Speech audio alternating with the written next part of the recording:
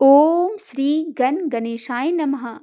माघ मास के कृष्ण पक्ष की चतुर्थी के दिन चंद्रमा के दर्शन से गणेश जी के दर्शन का पुण्य का फल मिलता है। प्रत्येक मास में 2 चतुर्थी होती है। अमावस्या के बाद आने वाली शुक्ल पक्ष की चतुर्थी को विनायक चतुर्थी तथा पूर्णिमा के बाद आने वाली कृष्ण पक्ष की चतुर्थी को संकष्टी चतुर्थी कहते हैं। नारद पुराण के अनुसार माघ माह के कृष्ण पक्ष की चतुर्थी के व्रत को बहुत महत्व दिया गया है। इस चतुर्थी को माघी चौथ, सकट चौथ या तिल चौथ भी कहा जाता है। गणेश जी की कृपा पाने के लिए वैसे तो कोई भी इस व्रत को कर सकता है, लेकिन अधिकांश सुहागिन स्त्रियां ही इस व्रत को पूरे परिवार की सुख समृद्धि के लिए करती है। इस दिन भगवान गणपति की आराधना से सुख सौभाग्य में वृद्धि तथा घर परिवार पर आ रही विघ्न बाधाओं से मुक्ति मिलती है। इस दिन श्री गणेश जी की पूजा अर्चना से रुके हुए मांगलिक कार्य संपन्न हो जाते हैं। माघ माह के कृष्ण पक्ष की चतुर्थी के दिन चंद्रमा के दर्शन से गणेश जी के दर्शन का पुण्य का फल मिलता है। सकट चौथ की यूं तो बहुत सारी कथाएं प्रचलित है, लेकिन हम आपके लिए कुछ कथाएं लेके आए हैं। आइए सुनते हैं श्री गणेश जी की सकट चौथ व्रत में सुने जाने वाली कथा। एक बार देवों के देव महादेव ने शिवजी ने कार्तिकेय और गणेश जी से पूछा कि तुम में से कौन से देवताओं के कष्टों को निवारण कर सकता है। तब कार्तिकेय और गणेश जी ने दोनों को स्वयं इस कार्य के लिए सक्षम बताया। इस पर भगवान शिव ने कहा, तुम दोनों में से जो भी सबसे पहले पृथ्वी की परिक्रमा करके आएगा वही देवताओं की मदद करने जाएगा। यह वचन सुनते ही कार्तिकेय अपने मोर पर बैठकर पृथ्वी की परिक्रमा करने निकल गए, परंतु गणेश जी विचार मगन हो गए कि वे चूहे के ऊपर चढ़कर सारी पृथ्वी की परिक्रमा कैसे करेंगे। इस कार्य में उन्हें बहुत समय लग जाएगा। तभी उन्हें एक उपाय सूझा। वे अपने स्थान से उठे और अपने माता पिता के साथ परिक्रमा करके वापस बैठ गए। परिक्रमा करके लौटने पर कार्तिकेय स्वयं को विजयी बताएं। शिवजी ने गणेश जी से पृथ्वी की परिक्रमा न करने का कारण पूछा। तब गणेश जी ने कहा, माता पिता के चरणों में ही समस्त लोक है। यह सुनकर भगवान शिव ने गणेश जी को देवताओं के संकट दूर करने की आज्ञा दी। इस प्रकार भगवान शिव ने गणेश जी को आशीर्वाद दिया कि चतुर्थी के दिन जो तुम्हारा पूजन करेगा और रात्रि में चंद्रमा को अर्घ्य देगा, उसके तीनों ताप यानी दैहिक ताप, दैविक ताप और भौतिक ताप दूर हो जाएंगे। इस व्रत को करने से व्रतधारी के सभी तरह के दुख दूर हो जाएंगे और उसे जीवन के भौतिक सुखों की प्राप्ति होगी। चारों तरफ से मनुष्य की सुख समृद्धि में बढ़ोतरी होगी। पुत्र पौत्र आदि धन ऐश्वर्य की कभी कमी नहीं होगी। बोलिए श्री गणेश जी महाराज की जय हो। आइए अब सुनते हैं सकट चौथ व्रत की दूसरी कथा, साहूकार और साहूकारनी की कथा। सकट चौथ के कथा के अनुसार एक नगर में साहूकार और साहूकारनी रहते थे। उनका धर्म कर्म के कार्यों में बिल्कुल भी मन नहीं लगता था। इसके कारण उनकी कोई भी संतान नहीं थी। एक दिन साहूकारनी किसी कारण से पड़ोसी के घर गई। उसने देखा पड़ोसन सकट चौथ की पूजा करके कहानी सुन रही थी। साहूकारनी ने पड़ोसन से पूछा, ये तुम क्या कर रही हो? तब पड़ोसन ने कहा कि आज सकट चौथ का व्रत है, जिसकी मैं कहानी सुन रही हूँ। तब साहूकारनी ने पूछा कि सकट चौथ क्या होता है? तब पड़ोसन ने उसे बताया कि इस व्रत को करने से अन्न, धन, सुहाग और पुत्र सब मिलता है। साहूकारनी बोली, यदि ऐसा है तो मैं भी 1.25 सेर तिलकुट करूंगी और चौथ का व्रत भी करूंगी। अगर मैं गर्भवती हो जाऊंगी। श्री गणेश जी भगवान की कृपा से साहूकारनी गर्भवती हो गई।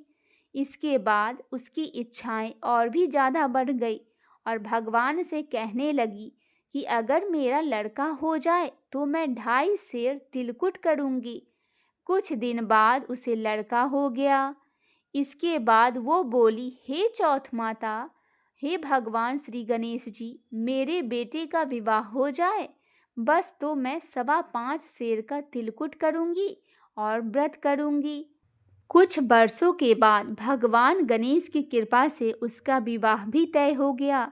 लेकिन इतने सब के बावजूद उस साहूकारनी ने चौथ का व्रत नहीं किया, जिससे चौथ देव क्रोधित हो गए और उन्होंने उसके बेटे के विवाह मंडप से उठाकर उसे पीपल के पेड़ पर बिठा दिया। सभी लोग वर को खोजने लगे पर वो नहीं मिला। इधर जिस लड़की से साहूकारनी ने लड़के का विवाह तय किया था, वह अपनी सहेलियों के साथ गणगौर पूजने के लिए जंगल में दूब लेने के लिए निकली थी। तभी रास्ते में उस लड़की को पीपल के पेड़ से आवाज आई, ओ मेरी अर्धब्याही। यह सुनकर जब लड़की घर आई तो वह धीरे धीरे सूख कर कांटा होने लगी। एक दिन लड़की की माँ ने कहा कि तू सूखती क्यों जा रही है?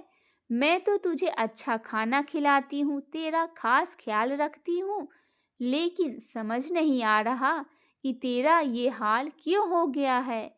तब लड़की बोली कि वह जब वे दूब लेने जंगल में जाती है तो पीपल के पेड़ से कोई आदमी बोलता है कि ओ मेरी अर्धब्याही। उसने अपनी माता को बताया कि उस लड़के ने मेहंदी लगा रखी है और सेहरा भी बांध रखा है। तब उसकी माँ पीपल के पेड़ के पास पहुंची और उसने देखा कि यह तो उसका जमाई ही है। माँ ने जमाई से कहा, यहाँ क्यों बैठे हैं? मेरी बेटी तो अर्धब्याही कर दी है।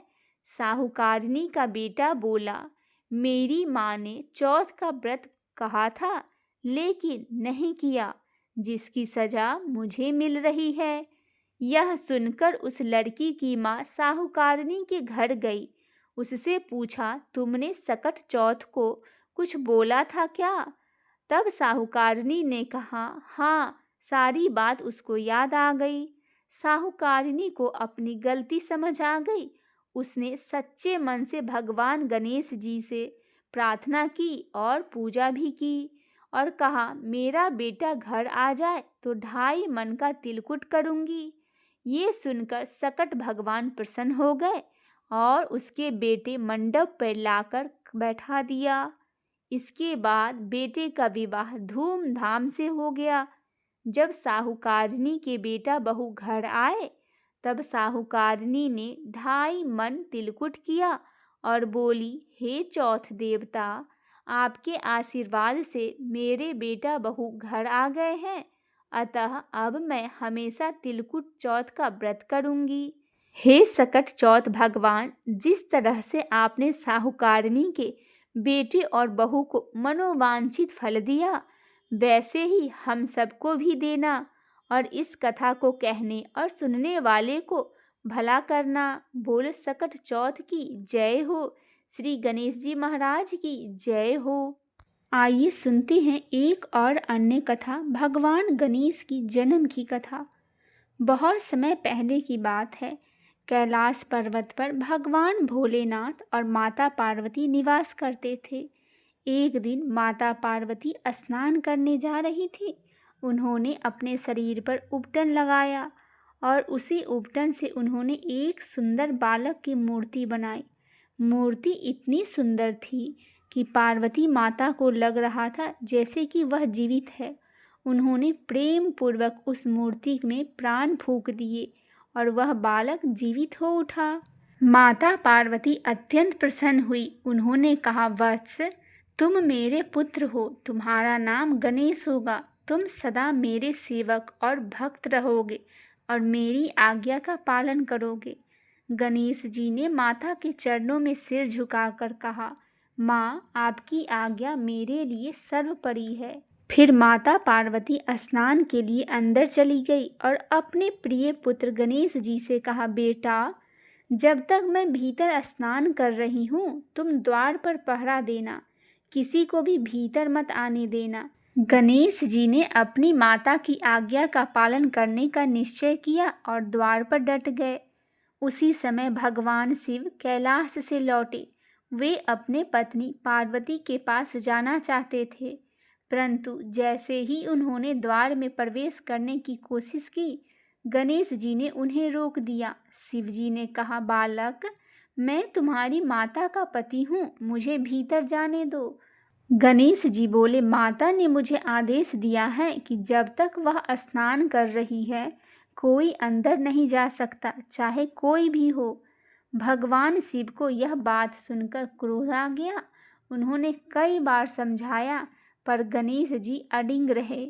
दोनों के बीच विवाद बढ़ गया। अंततः भगवान शिव के गणों ने भी गणेश जी को समझाने की कोशिश की पर वे न माने। फिर गणों ने बल प्रयोग करने का प्रयास किया पर गणेश जी अत्यंत पराक्रमी थे।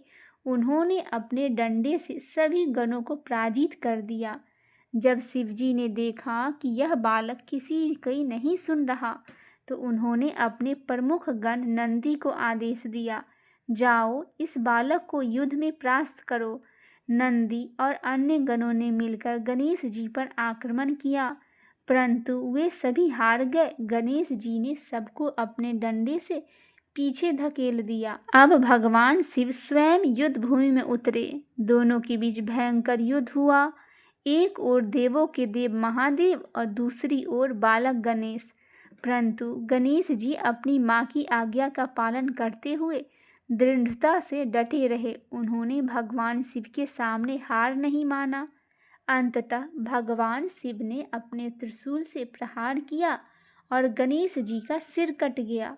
फिर कटते ही बालक का शरीर भूमि पर गिर गया। जब माता पार्वती स्नान कर बाहर आई और देखा कि उनके प्रिय पुत्र का सिर कट चुका है तो वे विलाप करने लगी। उनका हृदय शोक से भर गया। उन्होंने शिवजी से कहा, आपने मेरे पुत्र की हत्या क्यों की? वह तो केवल मेरी आज्ञा का पालन कर रहा था। माता को क्रोध इतना भयंकर था कि उनका तेज संपूर्ण सृष्टि को भस्म करने लगा। देवता, ऋषि और स्वयं ब्रह्मा विष्णु सब चिंतित हो गए। उन्होंने भगवान शिव से कहा, महादेव, पार्वती माता का क्रोध शांत नहीं हुआ तो समस्त संसार नष्ट हो जाएगा। कृपया करके कोई उपाय करे। भगवान शिव ने तुरंत अपने गणों को आदेश दिया, उत्तर दिशा में जाओ, जहाँ किसी माँ का बच्चा अपनी माँ की गोद में सोया न हो, उससे पहले जीव का सिर लेकर आओ। गण तुरंत दौड़े और उन्हें एक हाथी का बच्चा मिला जो अपनी माँ से दूर सोया हुआ था। उन्होंने उसका सिर लाकर भगवान शिव को दिया। शिवजी ने उस सिर को गणेश जी के शरीर से जोड़ दिया और कहा, अब तुम जीवित हो जाओ। भगवान शिव के वरदान से गणेश जी पुनः जीवित हो उठे, पर अब उनका सिर हाथी का था। पार्वती माता अत्यंत प्रसन्न हुई और अपने पुत्र को गले लगा लिया। देवताओं ने मिलकर गणेश जी का अभिषेक किया और उनके अनेक वरदान दिए। भगवान विष्णु ने कहा, हे गणेश, तुम बुद्धि और ज्ञान के अधिपति कहलाओगे। भगवान ब्रह्मा ने कहा, जहाँ भी तुम्हारी पूजा पहले की जाएगी वहाँ सारे विघ्न दूर हो जाएंगे। भगवान शिव ने वर दिया, तुम्हें सबसे पहले पूजा जाने का अधिकार होगा। जो तुम्हारा पूजा किए बिना किसी कार्य की शुरुआत करेंगे उसका कार्य सफल नहीं होगा। इस प्रकार गणेश जी विघ्नहर्ता, सिद्धिदाता कहलाए। सभी देवताओं ने उन्हें गणों का ईश्वर घोषित किया और तभी से वे गणपति और गणेश जी कहलाए।